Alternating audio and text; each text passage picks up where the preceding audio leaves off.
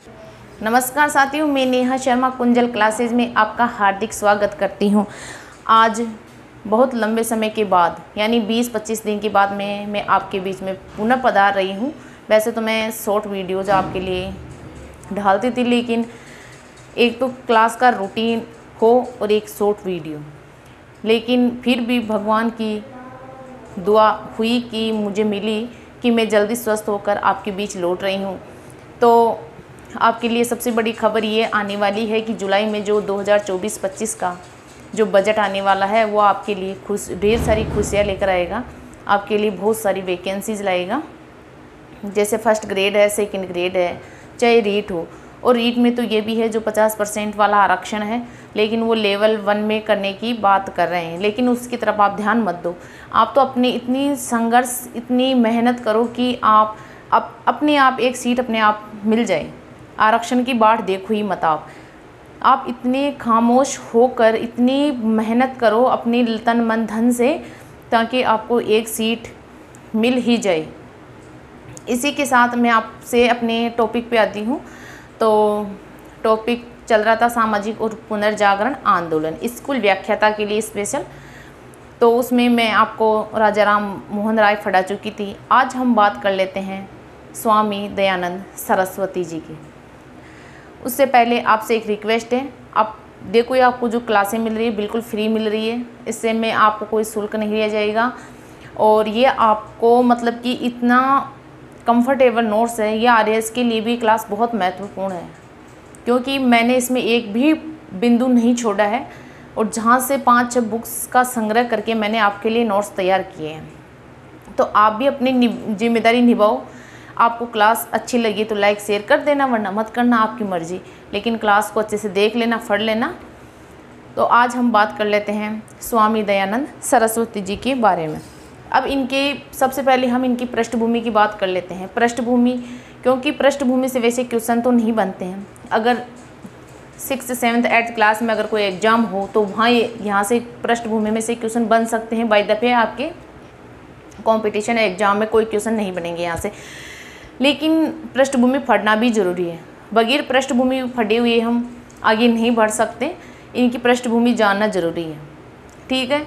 तो हम इनके बारे में A to Z संपूर्ण जानकारी प्राप्त करेंगे। अब इनके जन्म की बात कर लेते हैं, स्वामी दयानंद सरस्वती जी की।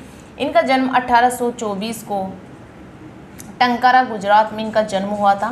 टंकारा गुजरात। माता का नाम यशोदाबाई था, यशोदाबाई। और पिता का नाम अम्बा शंकर, पिता का नाम अम्बा शंकर था। और इनका जो मूल नाम था, बचपन का नाम, वो था मूल शंकर। क्या नाम था? मूल शंकर। मूल शंकर इनका बचपन का नाम था। लेकिन ये जो बचपन का नाम मूल शंकर, इन्होंने, इनके जो महाराज थे स्वामी पूर्णानंद, इन्होंने दिया था। अब सबसे मेन बात यह है कि ये 21 वर्ष के हुए थे तब ही ये घर छोड़ चुके थे। शादी वादी इन्होंने कुछ नहीं की थी। 24 वर्ष की आयु में पहुँचते पहुँचते तो स्वामी दयानंद सरस्वती जी ने स्वामी पूर्णानंद से जा मिले थे। घर छोड़ दिया था और स्वामी पूर्णानंद जी से जा मिले थे, और उनसे मिलकर उन्होंने संन्यास की दीक्षा ले ली थी। 24 वर्ष की आयु में तो स्वामी पूर्णानंद से संन्यास की दीक्षा इन्होंने प्राप्त कर ली थी। 21 वर्ष में ये घर छोड़ चुके थे। फिर बात करें कि 1860 में ये मथुरा के महाराज स्वामी विरजानंद से मिलते हैं। वहाँ जाकर इन्होंने वेदों का ज्ञान प्राप्त किया था। तो आप वी यानी विरजानंद और व यानी वेद, दोनों वैसे स्टार्ट हो रहे हैं, तो आप इसको भूलना मत, वैसे अच्छे से याद हो जाएगा। व यानी वेद और व यानी विरजानंद। तो 1860 में स्वामी विरजानंद से वेदों का ज्ञान लिया। 1824 वर्ष की उम्र में संन्यास की दीक्षा ली थी। इन्होंने वेदों का संपूर्ण, वेद कितने आपके, जब वेदों का ज्ञान पढ़ रहे हैं तो जब वेदों की बात आ गई तो मैं अब छोटी सी बता देती हूँ कि वेद कितने हैं। वेद अपने, वेद 4 है। वेद चार कौन कौन से? ऋग्वेद, यजुर्वेद, सामवेद और अथर्ववेद। अथर्ववेद। अब इनके भी 4 उपवेद हैं, आ, धनु, घशी। इनके भी 4 उपवेद हैं।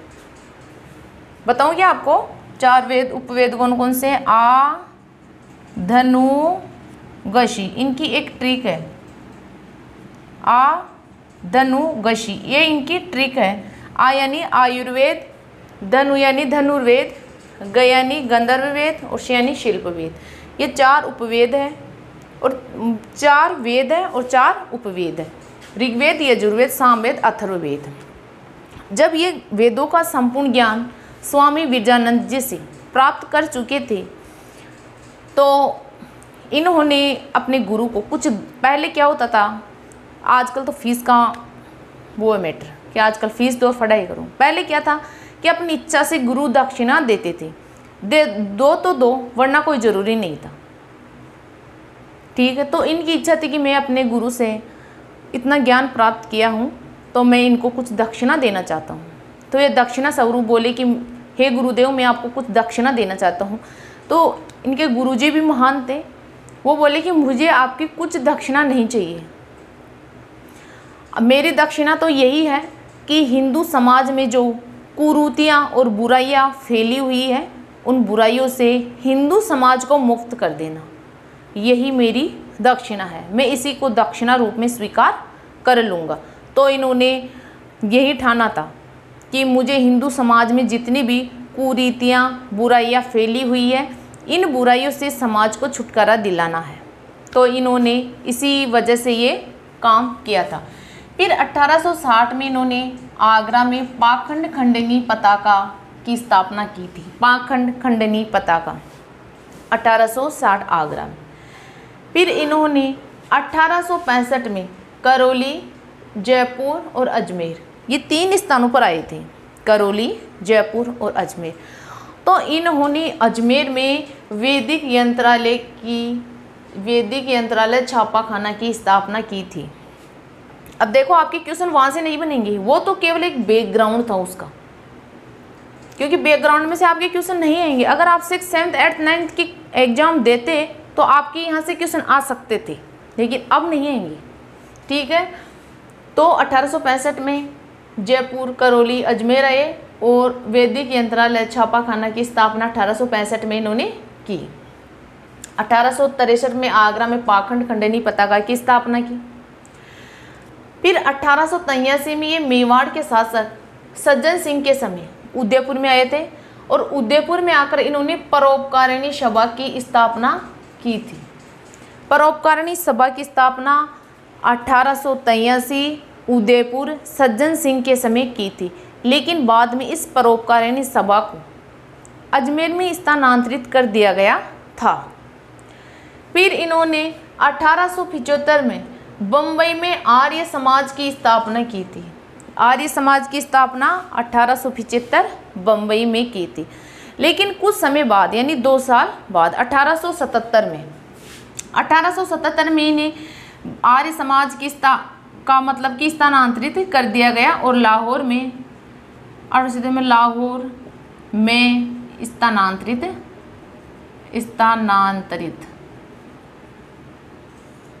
किया गया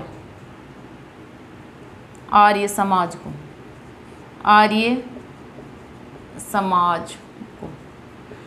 यानी इसकी स्थापना तो बम्बई में हुई थी, लेकिन 2 साल बाद में इसे लाहौर में स्थानांतरित कर दिया गया था। फिर इसका जो कार्यालय मुख्यालय था वो लाहौर में चला गया था 1877 में।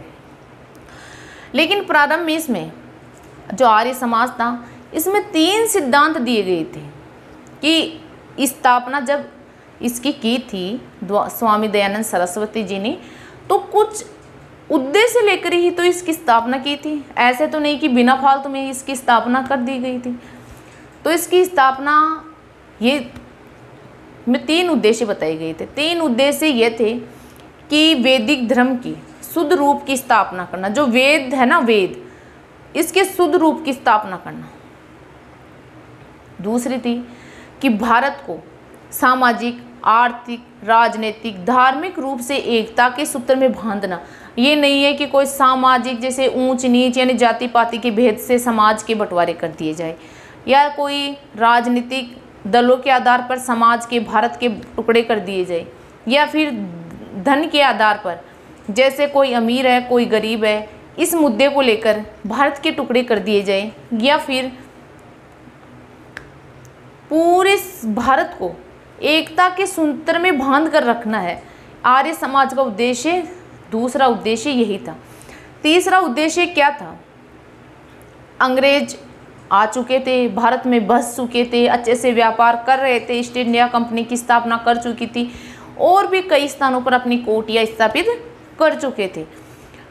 तो उनका जो तीसरा उद्देश्य ये था कि जो पाश्चात्य संस्कृति का प्रभाव है ना, उसको भारत में रोकना, यानी लोग भारतीय संस्कृति की तरफ ही अग्रसर हो, न कि पाश्चात्य संस्कृति की ओर।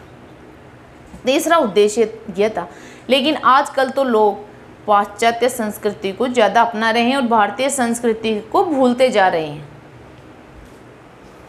अब यहाँ तक ये चीज़ें आपको अच्छे से समझ में आ गई होगी। आपकी पृष्ठभूमि को ज़्यादा डीपली मत लेना, आप चाहे याद हो या नहीं हो, लेकिन क्वेश्चन आपके पूर्णानंद से संन्यास की दीक्षा ली, वेदों का ज्ञान विरजानंद से लिया, पाखंड खंडनी पताका की स्थापना 1863 में की गई, वैदिक यंत्रालय छापाखाना की स्थापना 1865 में की गई, परोपकारिणी सभा की स्थापना 1883 में उदयपुर में की गई, आर्य समाज की स्थापना 1875 में बम्बई में की गई। ये आपके वेरी मोस्ट फैक्ट है, ये आपको याद होने ही चाहिए, ठीक है।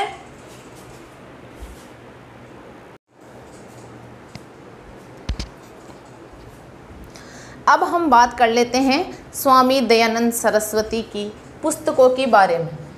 इन्होंने कौन कौन सी पुस्तकों की रचना की थी, या रचनाएं, इनकी रचनाएं भी बोल सकते हो आप, ये जरूरी नहीं भाई पुस्तकों का ही नाम आएगा, रचनाएं, ठीक है। रचनाएं, मैं इनकी जो रचनाएं या पुस्तकें हैं उनकी एक ट्रिक लेके आई हूँ, क्योंकि आप इतनी सारी बुक्स ऐसे याद नहीं रख पाओगे, तो मैंने आपके लिए छोटी सी ट्रिक तैयार की है और वो बहुत प्यारी सी ट्रिक है। भाष्य भाष्य मत मत, भाष्य भाष्य मत मत, पंच पाखंड गो करुणा सत्यार्थ है। भाष्य भाष्य मत मत, पंच पाखंड गो करुणा सत्यार्थ है। ये सबको आप 2-3 बार इसको रिवाइज करना, ये आपको अच्छे से याद हो जाएगी। तो इसमें है ऋग्वेद भाष्य भूमिका, यानी वेद भाष्य भूमिका, भाष्य यानी ऋग्वेद भाष्य, 2 भाष्य यानी वेद भाष्य भूमिका, ऋग्वेद भाष्य। मत यानी अद्वैत मत का खंडन, और फिर मत का अर्थ है वल्लभाचार्य मत का खंडन और अद्वैत मत का खंडन। फिर है पंच यानी पंच महायज्ञ विधि, फिर आपकी पाखंड यानी पाखंड खंडन, फिर आपकी गो करुणा यानी गो करुणा निधि, फिर है सत्यार्थ यानी सत्यार्थ प्रकाश। आपको ऐसे तो याद करने में दिक्कत होती, नाटक करते आप याद करने में, लेकिन आप इस ट्रिक को तो याद कर ही लोगे मेरे हिसाब से, क्योंकि मैं ज़्यादा ट्रिक भी नहीं देती हूँ, क्योंकि ज़्यादा ट्रिक देने से भी आपका माइंड अपसेट हो जाता है। इसलिए मैं आपके लिए छोटी सी लेके आई हूँ। भाष्य भाष्य मत मत, पंच पाखंड गो करुणा सत्यार्थ है। तो ये इनकी रचनाएं या पुस्तकें हैं, ये टोटल सभी जो रचनाएं पुस्तकें हैं इसमें आ चुकी है। अब इसमें ज़्यादा कोई वो नहीं है, ये आपके अद्वैत मत का खंडन, ये भी मोस्ट रचना है, इसको याद कर लेना, इसको मत भूलना। एक गो करुणा निधि, इसकी रचना 1881 में की गई थी, यानी इसमें गाय के ऊपर वो चरित्र का वर्णन, यानी गाय के बारे में वर्णन किया गया इसमें, और इनमें पंच महायज्ञों का वर्णन किया गया है। सत्यार्थ प्रकाश, ये आपकी मोस्ट इम्पोर्टेंट बुक है ये भी एक, कि ये जो इसकी भाषा है सत्यार्थ प्रकाश, ये हिंदी में लिखी गई है, 1876 में इसकी रचना हुई थी, और ये केशव चंद्र सेन से प्रभावित होकर इन्होंने ये बुक लिखी थी। सत्यार्थ प्रकाश किस से प्रभावित होकर इन्होंने ये बुक लिखी थी, केशव चंद्र सेन से। इसकी रचना उदयपुर में हुई थी, उदयपुर 1876, और प्रकाशन पूछे तो ये प्रकाशित हुई थी अजमेर में, प्रकाशित अजमेर में हुई थी और रचना इसकी उदयपुर में हुई थी। और दूसरी बात, मैं आपके लिए पहले से इसलिए लिखकर स्लाइड तैयार करके इसलिए लाती हूँ क्योंकि आपका ज़्यादा टाइम खर्च ना हो, क्योंकि आपका जो टाइम है वो बहुत ही बेशकीमती है। अगर समझो तो बहुत बेशकीमती है, सब कुछ मिल जाएगा लेकिन आपको गया हुआ समय वक्त वापस नहीं मिलेगा। सब कुछ मिल सकता है, पैसा, इंसान, सब मतलब कि मिल सकते हैं, लेकिन वक्त कभी नहीं मिल सकता। गया हुआ वक्त वापस नहीं आएगा। तो ये आपके लिए बहुत ही सुनहरा शानदार अवसर है, आप इसको मत गवाइए। अपने माता पिता और अपने जो आप अपने लिए जो सपने संजो रखे हो उन सपनों को पूरा कीजिए। और आपके ऊपर जो ताने मारते हैं आपके घर वाले, अड़ोस पड़ोस, उनको करारा जवाब दीजिए। आप अपनी एक सीट निश्चित करिए और उनको अपना करारा जवाब दीजिए, उनकी ज़बान बंद कर दीजिए।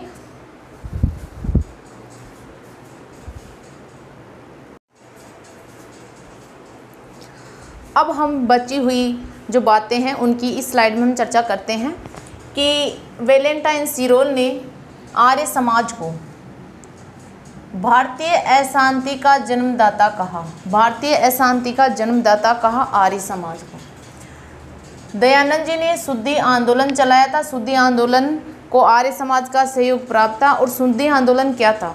देखो, शुद्धि आंदोलन यह था कि जो हिंदू धर्म को छोड़कर लोग अन्य धर्म को अपना रहे थे, यानी ईसाई धर्म को अपना रहे थे, उस धर्म की ओर अग्रसर हो रहे थे, तो उन लोगों को ईसाई धर्म से वापस हिंदू धर्म में लाने के लिए जो आंदोलन चलाया गया था उसे शुद्धि आंदोलन कहते हैं।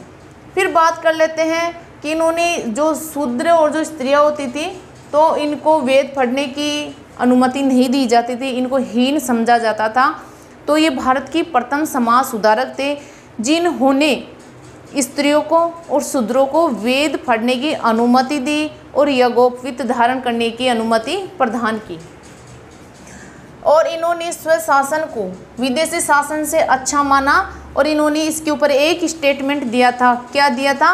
कि सुशासन कभी स्वशासन से अच्छा नहीं हो सकता है, यानी। और दूसरा स्टेटमेंट दिया था कि बुरे से बुरा देसी राज्य और अच्छे से अच्छा विदेशी राज्य से भी अच्छा, यानी खुद का अगर राज्य है चाहे वो कितना भी बुरा है, बेस्ट है, और दूसरा राज्य चाहे कितना भी गुड है लेकिन वो बैड है, ये स्टेटमेंट दिया था। लेकिन आजकल जो क्वेश्चन पूछे जा रहे हैं वो स्टेटमेंट से ज़्यादा पूछे जा रहे हैं, है ना। तो रचनाएं, स्टेटमेंट, और जो स्थापना कर कोई संस्थाओं की स्थापना कर रहे हैं तो यहाँ से प्रश्न ज़्यादा पूछे जा रहे हैं और करंट को लेकर क्वेश्चन ज़्यादा पूछे जा रहे हैं। तो करंट के लिए आपको न्यूज़पेपर डेली देखना है, ठीक है, इसको देखना आप मत भूलिए।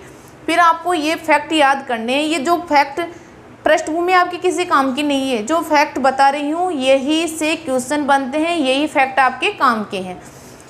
और दयानंद ने पुराणों को दृष्ट आत्माएं कहा और इन्होंने 4 स्व की अवधारणा दी थी। 4 स्व कौन कौन से? स्वराज्य, स्वधर्म, स्वदेशी, स्वभाषा। इन्होंने 4 स्व की अवधारणा भी दी थी। ये हिंदी भाषा के समर्थक थे, लेकिन हिंदी के साथ साथ ये संस्कृत भाषा पर भी जोर देते थे।